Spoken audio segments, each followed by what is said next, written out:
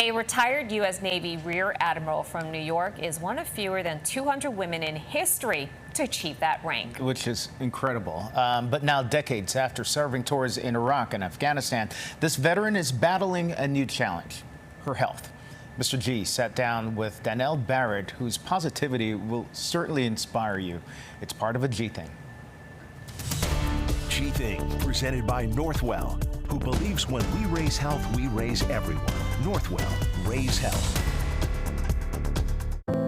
You have a beautiful smile. Oh, well, thank you. $1 million smile. Danelle Barrett is one of a kind. I was in the Navy for 30 years. One of 200 women rear admirals in the Navy, a storied, successful career, an author. The veteran is also living with a very rare type of brain cancer. Last year, about this time, my hand started to twitch a little bit.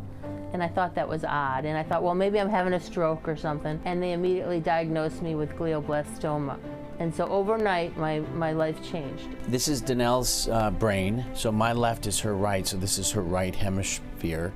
And in her right hemisphere, you see this white spot, and this is her brain tumor.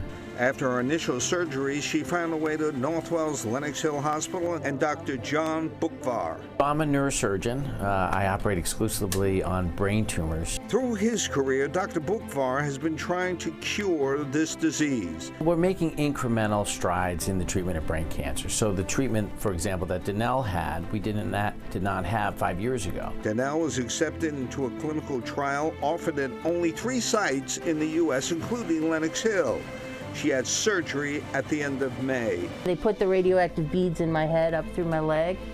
And so now we're monitoring those to make sure they're doing their job and they're not roaming around and they're, doing what they're supposed to do by delaying the cancer's progression. What Danelle has undergone is really an important way for us to understand if this is going to work for her type of cancer. I will try whatever it is to extend my life, because I have a daughter, I have a husband, I have a mom who loves me, loves to snuggle with me, still when I'm 57 or whatever. Danelle's perseverance is part of her healing process. I expect to live 20, 40, 50 years, and I expect this disease to become manageable. It's also what helped her achieve one of the highest ranks in the Navy. I was the director of Navy cybersecurity, and I was also at the United States Cyber Command. I was responsible for current operations. So if there was any attacks on our networks or anything like that, I was responsible for figuring out what was going on and getting after the attackers. And now she's attacking her cancer with the same grit. I'm never going to be somebody's statistic.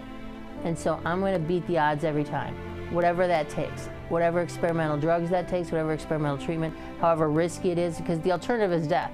So I have nothing to lose.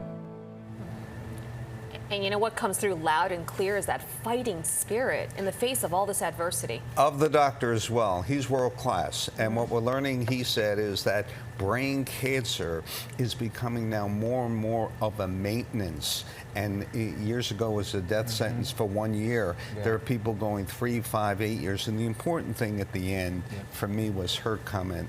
These are both fighters, surgeon and patient. Her comment was, what's the alternative?